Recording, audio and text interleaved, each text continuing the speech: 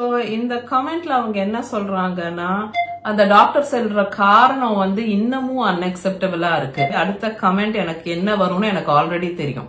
எப்படி practo.com அங்க அப்படி நல்லா பேசினாங்க, கடைசியில இந்த மாதிரி பண்ணாங்க அப்படின்னு ஊரெல்லாம் புலம்பிட்டு இருக்காங்க. சோ நோட் பண்ணி வச்சுக்கோங்க, ஒரு பேப்பர் அண்ட் பென் எடுத்து எப்படி எமர்ஜென்சிஸ் ஹேண்டில் பண்றாங்க அண்ட் என்னென்ன உங்க வயித்துல வளர்றவங்களோட குழந்தைக்கும், அதாவது 2 பேருக்கும் சேர்த்து பெஸ்ட் கேர் வந்து நீங்க கொடுக்க வேண்டிய பொறுப்பும் கடமையும் உங்களுக்கு இருக்கு.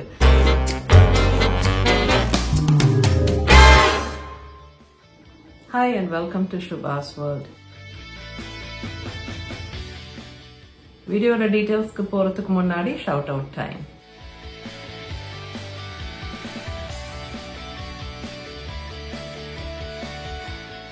முக்கியமான டிஸ்க்ளைமர், நான் டாக்டர் கிடையாது, நான் மெடிக்கல் ப்ரொஃபஷனல் கிடையாது. நான் இந்த வீடியோல சொல்ற விஷயம் எல்லாம் என்னோட பர்சனல் எக்ஸ்பீரியன்ஸ்ல லேர்ன் பண்ணிக்கிட்டது அண்ட் நான் பிரெக்னெண்டா இருக்கும்போது அண்ட் அதுக்கப்புறம் இருக்க ஸ்டேஜஸ்ல படிச்சு டாக்டர் கிட்ட கேட்டு பேசி தெரிஞ்சுக்கிட்ட விஷயங்கள்.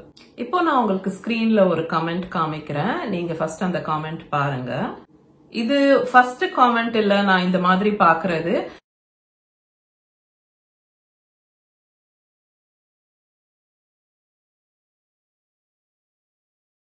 ஓகே, சோ இந்த கமெண்ட்ல அவங்க என்ன சொல்றாங்கன்னா, இந்த ஸ்டேஜ் ஆஃப் பிரெக்னன்சில அவங்க டாக்டர் வந்து 38 வீக்ஸ்க்கு அப்புறமே உங்களுக்கு 39th வீக் வந்து டெலிவரி பண்ண போறோம். அது நேச்சுரலா லேபர் ஸ்டார்ட் ஆனாலும் சரி இல்லனாலும் சரி, டெலிவரி 39th வீக் அப்படின்னு டாக்டர் ஆல்ரெடி முடிவு பண்ணிட்டாங்க. அந்த டாக்டர் சொல்ற காரணம் வந்து இன்னமும் அன்அக்செப்டபிளா இருக்கு. அவங்க சொல்றாங்க 39 வீக்ஸுக்கு மேலெல்லாம் ஆகும்போது குழந்தை வெயிட் எல்லாம் ரொம்ப ஜாஸ்தி ஆயிரும். சோ இது வரைக்கும் குழந்தை வெயிட் அதிகமா இருக்கான்னா கிடையாது. இன்னும் பயம் புறுத்துறதுக்காக என்ன சொல்றாங்கன்னா, 39 வாரத்துக்கு அப்புறம் எல்லாம் வந்து குழந்தை வந்து வயிற்றுக்குள்ளேயே மோஷன் போறதுக்கு சான்ஸ் இருக்கு. அப்படி கிடையாது. அப்ப எதுக்கு 40வது வாரம் 40th வீக்கோட எண்ட தானே டியூ டேட்டா குடுக்கறாங்க, ரைட்? டியூ டேட்க்கு முன்னாடியே எதுக்கு முதல்ல குழந்தைய டெலிவர் பண்ணணும்? அப்ப டியூ டேட்ங்கிறது எதுக்கு கொடுக்கறாங்க? அட்லீஸ்ட் 40 வீக்ஸ் முடிஞ்சு, அதாவது உங்க டியூ டேட்டும் தாண்டியாச்சு. இப்போ வந்து இனிமே நம்ம வெயிட் பண்ண வேணாம்னு சொன்னா கூட அதுல ஏதாவது ஒரு நியாயம் இருக்குன்னு சொல்லலாம். 39வது வாரத்துல டெலிவரி பண்றதுக்கு இப்படி ஆயிடலாம் அப்படி ஆயிடலாம்னு மிரட்டுறது எந்த விதத்துல நியாயம்? இப்ப என்ன நடக்கும்னு நான் சொல்றேன். இப்ப அந்த பர்சன் கிட்ட இருந்தே அடுத்த கமெண்ட் எனக்கு என்ன வரும்னு எனக்கு ஆல்ரெடி தெரியும். இப்போ வந்து 39வது வார செக்அப்க்கு அவங்க போகும்போது அவங்கள அட்மிட் ஆகுன்னு ஃபோர்ஸ் பண்ணுவாங்க. 39 வீக்ஸ்ல எல்லாருக்கும் லேபர் ஸ்டார்ட் ஆகாது. சோ என்ன பண்ணுவாங்க, நாங்க உனக்கு இன்டியூஸ் பண்ண போறோம் அப்படிம்பாங்க. அதுக்கு ஒரு பில்ல போடுவாங்க. இண்டக்ஷன் சக்சஸ்ஃபுல்லா இல்ல அப்படின்னு சொல்லி அதுக்கப்புறம் என்ன பண்ணுவாங்க, நம்ம இவ்வளவு ட்ரை பண்ணோம், உங்களுக்கு பெயின் வரமாட்டேங்குது, அதனால உங்களுக்கு சிசேரியன் பண்ணி ஆகணும்னு சொல்லிட்டு ஒரு சிசேரியன் பண்ணிடுவாங்க.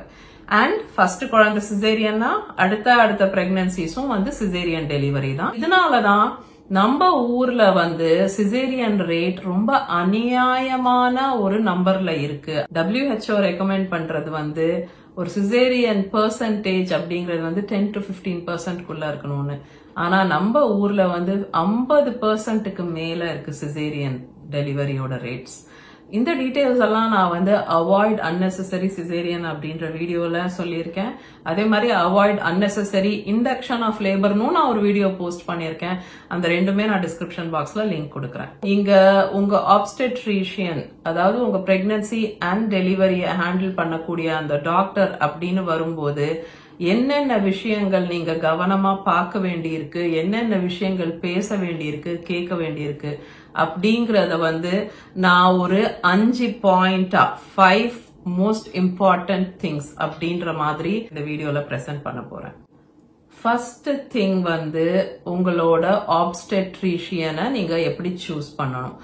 ஆப்ஸ்டெட்ரிஷியன்ங்கிறவங்க தான் வந்து பிரெக்னன்சி டைம்ல உங்களுக்கு கேர் பண்ணக்கூடியவங்க அண்ட் உங்களோட பேபியை டெலிவர் பண்ணக்கூடியவங்க. அவங்கள தான் ஆப்ஸ்டெட்ரிஷியன் சொல்லுவோம். OB அப்படின்னு ஷார்ட்டா சொல்லுவாங்க.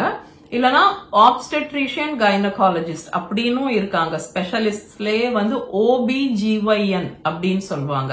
உங்க குழந்தை பிறந்த உடனே உங்க நியூபார்னை கேர் பண்றவங்க அப்படிங்கிறவங்க வந்து பீடியாட்ரிஷியன் அப்படின்னு சொல்லுவோம்.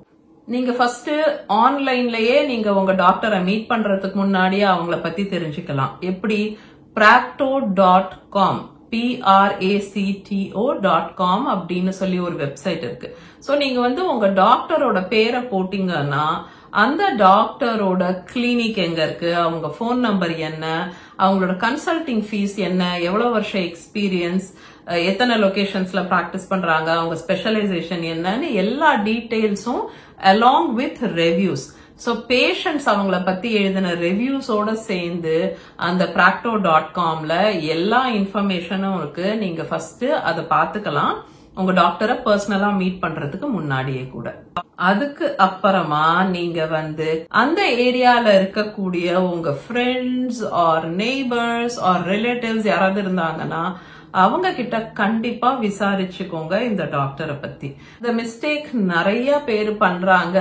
கிட்ட இருக்கு கிளினிக், பக்கத்திலே இருக்கிறாங்க டாக்டர் அப்படின்னு நினைச்சு ஏதோ ஒரு நல்ல எத்திக்ஸ் இல்லாத, ப்ராப்பர் எக்ஸ்போஷரோ எக்ஸ்பீரியன்ஸோ இல்லாத ஏதாவது ஒரு டாக்டர் கிட்ட போயிட்டு அப்புறம் ஐயோ இப்படி பண்ணிட்டாங்க, அப்படி நல்லா பேசினாங்க, கடைசியில இந்த மாதிரி பண்ணாங்க அப்படின்னு ஊரெல்லாம் புலம்பிட்டு இருக்காங்க. அதனால என்ன பிரயோஜனம்? ரைட்?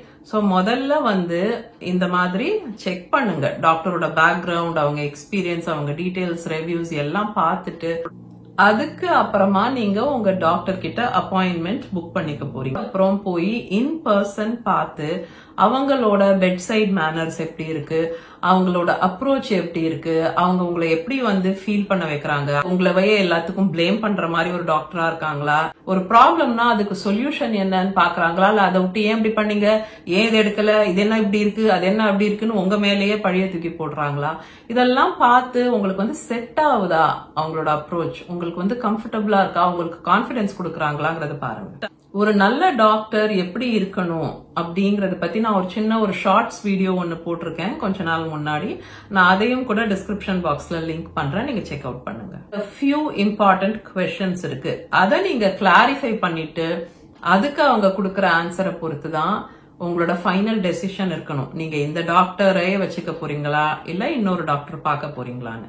பை லா ஒரு ஹாஸ்பிட்டலும் அவங்களோட சிசேரியன் ரேட் என்ன அப்படிங்கறத வந்து டிஸ்க்ளோஸ் பண்ணணும் அப்படின்னு சொல்றாங்க. ஆனா நம்ம ஊர்ல சட்டத்துல இருக்கதெல்லாம் நடைமுறையில இருக்கான்னா இல்ல. நோட் பண்ணி வச்சுக்கோங்க, ஒரு பேப்பர் அண்ட் பென் எடுத்து.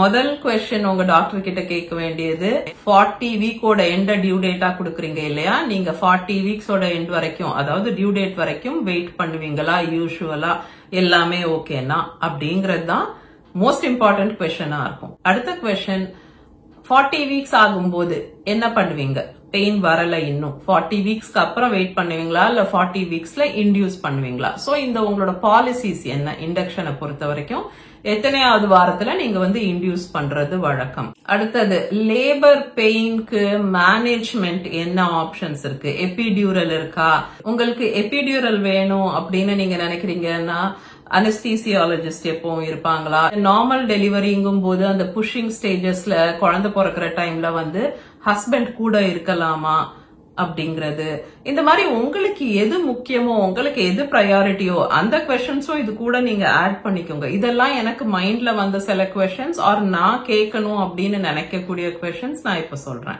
எப்போ ஹாஸ்பிட்டலுக்கு நீங்க வரணும், எந்த ஸ்டேஜஸ்ல வரணும், முக்கியமா இந்த டெலிவரி பத்தி நீங்க கேட்டு தெரிஞ்சுக்கணும்.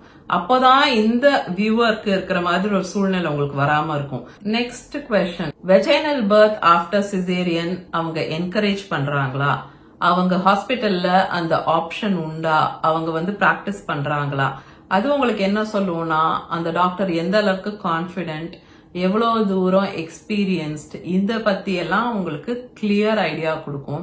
எல்லா ரிக்குவயர்மெண்ட்ஸும் மீட் பண்ற ஒரு நார்மல் ஹெல்தி பிரெக்னன்சில வந்து முதல் டெலிவரி சிசேரியன்ங்கிறதுனாலயே இன்னொரு சிசேரியன் பண்ணணும்னு அவசியம் கிடையாது அப்படிங்கிற அவேர்னஸ் இருக்கிறவங்க அண்ட் அதுக்கான எக்ஸ்பீரியன்ஸ் அண்ட் கான்பிடன்ஸ் இருக்க டாக்டர்ஸ் தான் விபிஏசி பிராக்டிஸ் பண்ணுவாங்க.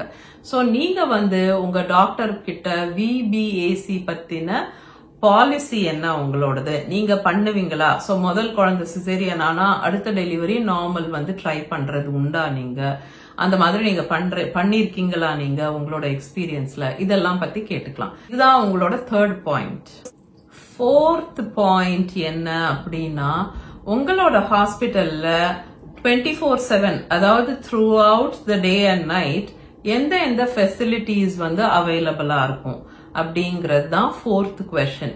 அதாவது NICU இருக்கக்கூடிய ஒரு ஹாஸ்பிட்டலா, அண்ட் வந்து அனஸ்தீசியாலஜிஸ்ட் இருப்பாங்களா, அது மல்டி ஸ்பெஷாலிட்டியா, இல்ல வெறும் obstetrics and gynaecology and NICU அதாவது பேபி அண்ட் மாம் கேர் மற்றும் ஸ்பெஷலைஸ் பண்ணக்கூடிய ஒரு இடமா, என்னென்ன ஃபெசிலிட்டிஸ் வந்து 24 ஹவர்ஸும் உங்களுக்கு அவைலபிளா இருக்கும் டே ஆர் நைட், எமர்ஜென்சில எப்படி நீங்க ஹேண்டில் பண்ணுவீங்க இன்கேஸ் உங்ககிட்ட வந்து ஒரு சில ஃபெசிலிட்டிஸ் இல்லைன்னா, இதெல்லாம் வந்து கண்டிப்பா நீங்க தெரிஞ்சுக்கணும். உங்களுக்கு டெலிவரி என்ன டைம்க்கு ஆகுதுன்னு யாரும் வந்து முன்கூட்டியே கணிக்க முடியாது, right? So in case late night or just past midnight, 1 மணி 2 மணி, அப்ப வந்து பீடியாட்ரிஷியன் இருப்பாரா குழந்தைக்கு அட்டென்ட் பண்றதுக்கு? சோ எப்பவுமே டியூட்டில வந்து இந்த மாதிரி பீடியாட்ரிஷியனோ, அனஸ்தீசியாலஜிஸ்டோ, எமர்ஜென்சி சர்ஜன்ஸோ அந்த மாதிரி இவங்க எல்லாம் இருப்பாங்களா அப்படிங்கறது வந்து ரொம்ப ரொம்ப இம்பார்ட்டன்ட் விஷயம். இந்த ஃபோர்த் பாயிண்ட்ல வந்து இட்ஸ் ஆல் அபவுட் எப்படி எமர்ஜென்சிஸ் ஹேண்டில் பண்றாங்க அண்ட் என்னென்ன ஃபெசிலிட்டிஸ் 24 ஹவர்ஸும் இருக்கு ஹாஸ்பிட்டல்ல.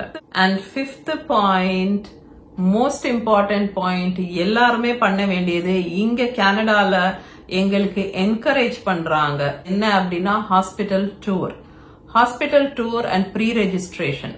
நீங்க டெலிவரி பெயின்ல வந்து இறங்கி லேபர் வார்டை தேடுறதுன்னு இல்லாம முன்கூட்டியே அந்த ஹாஸ்பிட்டல்ல எது எங்க இருக்கு, லேபர் வார்டு எங்க, டெலிவரி எங்க நடக்கும், ரூம்ஸ் எப்படி இருக்கு, டெலிவரிக்கு அப்புறம் நீங்க எங்க ரிகவரியில இருப்பீங்க, எத்தனை ஆபரேஷன் தியேட்டர்ஸ் இருக்கு, NICU இருக்கா இல்லையா, NICUல எவ்வளவு பெரிய NICU, என்ன ஃபெசிலிட்டிஸ் இருக்கு, இது எல்லாம். சோ பேசிக்கா அந்த ஹாஸ்பிட்டல் டூர் வந்து உங்களுக்கு ஒரு கிளியர் ஐடியா கொடுக்கும், என்னென்ன ஃபெசிலிட்டிஸ் இருக்கு, எப்படி மெயின்டைன் பண்றாங்க, கிளீன் அண்ட் ஆர்கனைஸ்டா ப்ரொஃபஷனலா இருக்காங்களா, இது எல்லாமே நீங்க பார்க்கக்கூடிய ஒரு வாய்ப்பு. சோ இந்த 5 பாயிண்ட்டும் அட்ரஸ் பண்ணி முடிச்சு நீங்க ஒரு best doctor and best hospital choose பண்ணணும். ஏன்னா உங்களோட பிரெக்னன்சி கேர் அப்படிங்கிறது தான் மோஸ்ட் இம்பார்ட்டன்ட் திங். ஏன்னா இந்த ஒரு சிச்சுவேஷன்ல தான் நீங்க உங்களை மட்டும் இல்ல, உங்க வயித்துல வளர்ற உங்களோட குழந்தைக்கும், அதாவது 2 பேருக்கும் சேர்த்து பெஸ்ட் கேர் வந்து நீங்க கொடுக்க வேண்டிய பொறுப்பும் கடமையும் உங்களுக்கு இருக்கு. சோ இதுல வந்து நீங்க எந்த மிஸ்டேக்ஸும் பண்ணிடக்கூடாது, எந்த ப்ராப்ளம்ஸும் கிரியேட் ஆயிடக்கூடாது. அப்படின்னா நீங்க இந்த 5 பாயிண்ட வந்து நோட் பண்ணி ஃபாலோ பண்ண வேண்டியது ரொம்ப முக்கியம். நான் என்ன நினைக்கிறேன்னா, எல்லாருக்குமே அவங்களோட பிரெக்னன்சி ஜேர்னி வந்து ரொம்ப மெமரபிளா ஹாப்பியான டைமா இருக்கணும் லைஃப்ல. அதே மாதிரி அவங்களோட அந்த குழந்தை பிறந்த நாள் best day of my life அப்படின்னு அவங்க சொல்லக்கூடியதா இருக்கணும். சோ அதை பத்தி நினைக்கும் போதெல்லாம் ஸ்வீட் மெமரிஸும் சந்தோஷமும் தான் அவங்களுக்கு கிடைக்கணும். அப்படிப்பட்ட எக்ஸ்பீரியன்ஸா தான் ஒரு பிரெக்னன்ட் லேடிக்கும் அவங்களோட டெலிவரி டே இருக்கணும். இந்த 5 பாயிண்ட்டும் நீங்க வந்து செக் ஆஃப் பண்ணும்போது அட்லீஸ்ட் நீங்க உங்க பார்ட் வந்து கரெக்டா பண்ணிட்டீங்க, 100% டேக் கேர் பண்ணிட்டீங்க, உங்க சைட்ல இருந்து நீங்க என்ன பண்ணணுமோ அப்படிங்கறது. And wishing all pregnant ladies all the best. உங்க எல்லாரையும் நான் இன்னொரு வீடியோல மீட் பண்றேன். Until then, take care.